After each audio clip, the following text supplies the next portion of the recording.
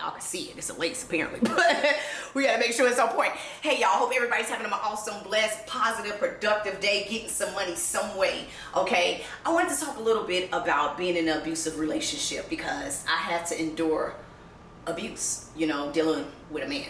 And I guess what made me think about it was the other day, I was coming out of the store. And you know what's crazy? I don't really talk about it.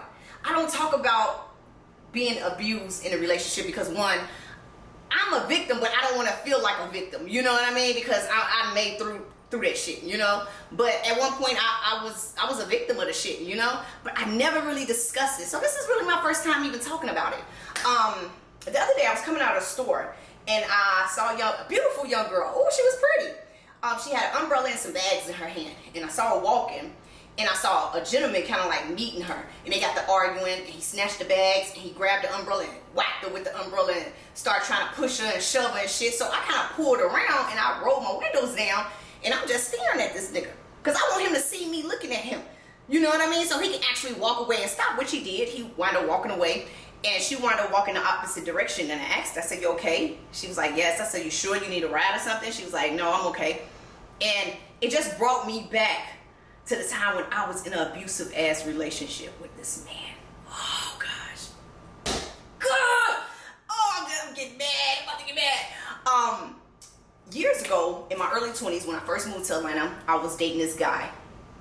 And during this time, it was like 2007, 2008. This was during the recession. This is when the recession hit. It was no jobs, no nothing, right? So at this time, I'm just really in a position like, damn, I gotta figure out something. But I wound up meeting this guy. And he was such a gentleman. He was a sweetheart. I'm talking about just spoiling the bitch right off the muscle. Oh, he was just spoiling me, giving me whatever I wanted, taking care of my friends. We go out, he got it, whatever. Just taking care of me, just all of that. But it was a game. It was a game to will me in, right? But I didn't understand it at first. And so, he made me so comfortable where I felt like, well, shit, I really don't even need a job because my nigga got it. You know what I mean? Like, he gonna pay the bills and all this other stuff. He got it. It is what it is. But because I've never experienced getting taken care of before by a man. I've always had my own. I've always had a job. It was always 50-50, 50-50 with a man. Like, that's where I was at. But this was something new to me because I'm like, damn, I met a man who got money, who taking care of a bitch, you know, spoiling me, shopping, be kicking it, right? Wrong. It was a trap. It was to wheel me in to get me, right? And so months into the relationship, I noticed the verbal abuse began, right? And so what he did was he started to pull me away from my friends. You know what I mean? Pull me away from my friends. And didn't want me to hang out with them or none of that no more. And I stopped hanging out with him, you know? And he started gaining control of my mental.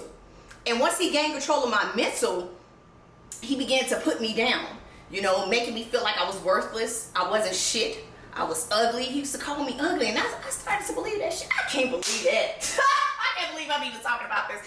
This is really tough for me to talk about because I never talk about it. Because I don't want to feel like a victim of it. But at one point, I was a victim of abusive relationship. And so I began to have a fearness within this man. Like, I kind of was scared of him in a sense, right?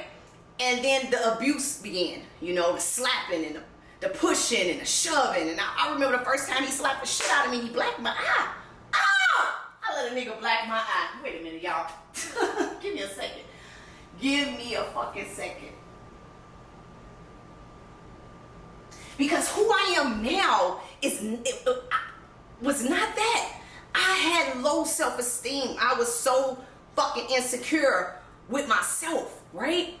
I didn't have no self-worth, right? Because I started letting this man put his fucking hands on me. And the abuse just kept going and it kept going and it kept going, right? And he cheating on me, staying out late, just whatever. And we be always arguing and fighting and arguing and fighting.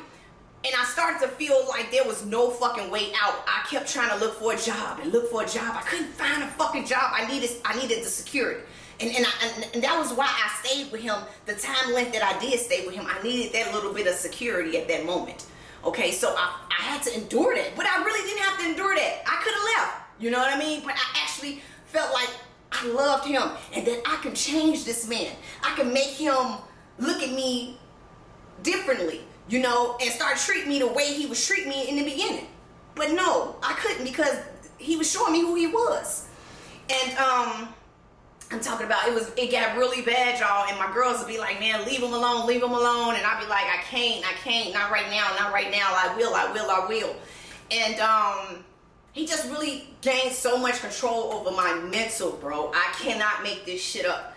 And so I got fed up.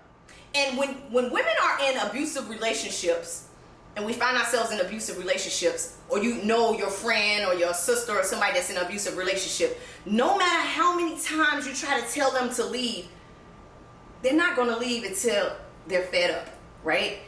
And I got fed up.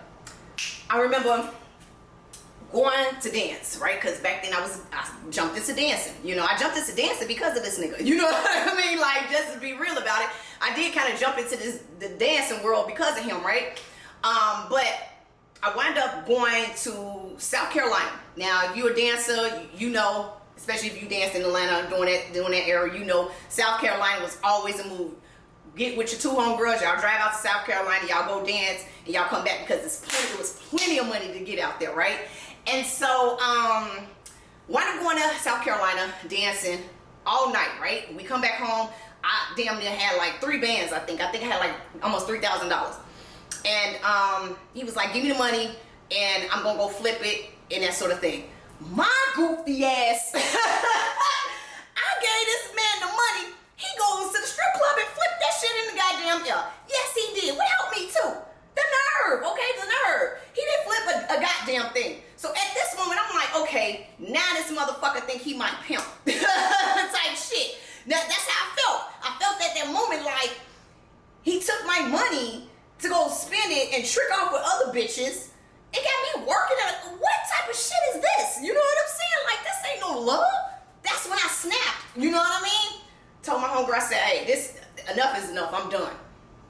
So she said, what you want to do? I said, well, I'm going to come stay at your house or whatever the case is. But first, come over here to my house when he go to the club and let's get all my shit out. Because this was the type of man I couldn't just walk away in his face. You know what I'm saying? He'll beat my fucking ass. Like, he'll literally beat my fucking ass. So that night, he went out and we got to arguing. Now, this was the worst we've ever argued.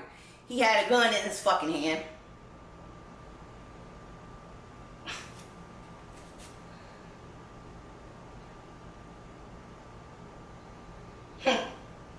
I'm sorry.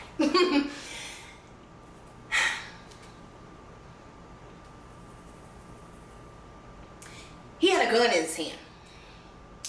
And he hit me on top of the fucking head with the gun, so I wound up getting a gash in the middle of my head. I can't even wear a middle part bust down because I got like bald spot right there, a hair that never grew back. My face started bleeding, blood just dripping down my face. And he pushed me down, talking about kicking me, and stomping me like I'm a nigga on the street. Choked me out until I literally blacked out. All from stopping me from going out because he wanted to go out and cheat. God damn, I'm getting pissed off. When he left, I'm beat up. You know what I'm saying? At this point, I'm to my fucking lowest. This nigga stomped me on the ground. Literally. Spitting on me. Like I was trash, bro. Like I was fucking trash, and I felt like I was trash. Called my homegirl. I said, hey, pull up. He gone. You know what I'm saying? She pulled up. She was just like, oh my God. Like, what the fuck just happened, right? And so I grabbed all my clothes, put them in our car, and we took him to her house. I said, I need to go back to that house. And she looking at me like, bitch, you crazy for what? I gotta go back to the house. I gotta go get what's mine, period. So I go back to the house. I said, be on call, because I'm gonna call you. Pull back up. She ain't never leave. She just pulled around on the other side of the parking lot. And she just waited in the car. This nigga came home. Jumped in the shower, because of course he's fucking hoes. Jumped in the shower. I played sleep. He laid in the bed and he instantly starts snoring. I said, I bet. I gets up, creeps, go in his pockets, take all the money out of his pockets, grab all the work, because he was a drug dealer. He was a drug dealer. I grabbed all the work that he had. And I left. And my homegirl like, damn, like, I had to get my money. Like, that shit belonged to me. Fuck that nigga. You know what I'm saying? And so I called she called her boyfriend and his friends, which was his friends, and they came and bought the work from me. So I sold the work to his friends. Nigga, stop playing with me, okay? I had to show that nigga, you know what I'm talking about? And I sold all his work to his friends. You know, they don't give a fuck, you know? And a few hours later, my phone gets blowing up. He on my voicemail. Bitch, I'ma kill you. Bitch, I'ma kill you. I'ma kill you. I'ma kill you. My sister done beat your ass when they see you. Woo, woo. Nigga, please. I ain't fucked up about shit. You know what I'm saying? The next day, I wound up finding a job. A good job. And that was really my security right there. I had his money, which was my money. And then I found the job. You see what I'm saying? And so things started to work out perfect for me. Things started to align for me. Because the whole time I was with this nigga, I couldn't find no employment. I couldn't understand it. I'm like, I've never went this long without a job. I always got a job. And it was because I was with this man. God wasn't about to bless me. Like he was supposed to bless me. Because this man was standing in the way of my fucking blessing. And I wound up running into him. It wasn't no beef. It wasn't shit. He ain't say shit to me. What he gonna say to me? What he gonna do to me? Please. And coming out of that relationship was really an eye-opener. I told myself I would never in my fucking life let a man put his hands on me in no way, shape, form, fashion. I would never let a man mentally fuck me up, verbally abuse me, because a lot of people don't understand verbal abuse is horrible, bro. Like verbal abuse from your significant other is horrible. It can literally put you into such a depression. And at that time in my life, I was already fucking depressed. You know what I mean? It just added on top of it. But when I left that man, I learned that valuable lesson right there, Nisi. You better than that. You worth more than that. So if you out there and you experiencing being in a, I'm sorry, I'm trying not to get choked up. Because domestic violence is not funny. It's not funny. It's not a game. No woman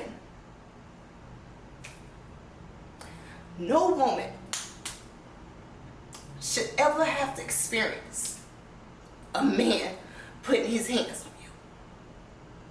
And a lot of the times, as women, there's so many men in jail now, right? I'm sorry, y'all. I'm on my happy tea tonight. So I'm a little extra emotional. I'm sorry, y'all. I don't like talking about it because that was a dark place in my life. Like that was literally one of the darkest moments I think I've ever experienced in my life, you know, and it scares me to this day for women, you know, because you can literally lose your life behind a man. Behind a man, bro. I feel like if I would have stayed in that relationship, that man would have killed me for sure. For sure. There's no doubt in my mind that I would have lost my life dealing with that man, because it started to get bad. It started to get worse and worse, you know? And if you out there and you going through a domestic violence relationship, mental abuse, you know, the verbal shit, physical abuse, seek some help, bro. Seek some help. It took a while to get here. And when I tell people it took a while to get here for me mentally, I'm dead ass. You know what I mean? Because I've been through so much shit. I've been through a lot of fucked up shit. You know what I mean? And I came out strong as hell. Strong as hell. I'm not going to forget it, because I'm here to tell my story to hopefully enlighten the next person and let them know it's a way out of that shit. You better than that. Trust me. You better than that. Find your confidence. Get your self-esteem back up. Okay? Get your self-esteem back up and get out of there. You better than that shit. You better than a nigga putting his hands on you. You better than a man talking down to you, telling you ain't shit and you're ugly and don't nobody want you. That's a lie. That's a lie. I had to realize that was a lie because guess what? You're right. I don't give a fuck if don't nobody want me. I want me. I want me to be a better person. Fuck you. Fuck you. And after that relationship going through that juice, a man has never dared to touch me. Dared to touch me. I don't even attract those kind. Okay? Because I'm secure with who I am now. I'm better than that, you know? And I want you to know you better than that too. So if you're in a crazy ass relationship, hey man, it's a way out of that. Seek some help. Call a hotline. Reach out to somebody. Hell, DM me. Get out of there. It's always a better way, y'all. Don't ever let a man put his fucking hands on you. And that's for sure. Because one thing for certain, I keep that tool on me. I keep that tool on me now. I wish a nigga would. I wish a nigga would think he about to touch me. Nigga, I'm pleading self-defense. So call your mama and tell her she got a funeral to plan next Saturday, nigga. You think you gonna put your hands on me? Please. It'd be a cold fucking day in hell before I let a man think he could ever play me like that again. I hope everybody continues to have them a great day, a beautiful week. Remember, don't let the devil stand in your way. Brush him off and keep going. Love.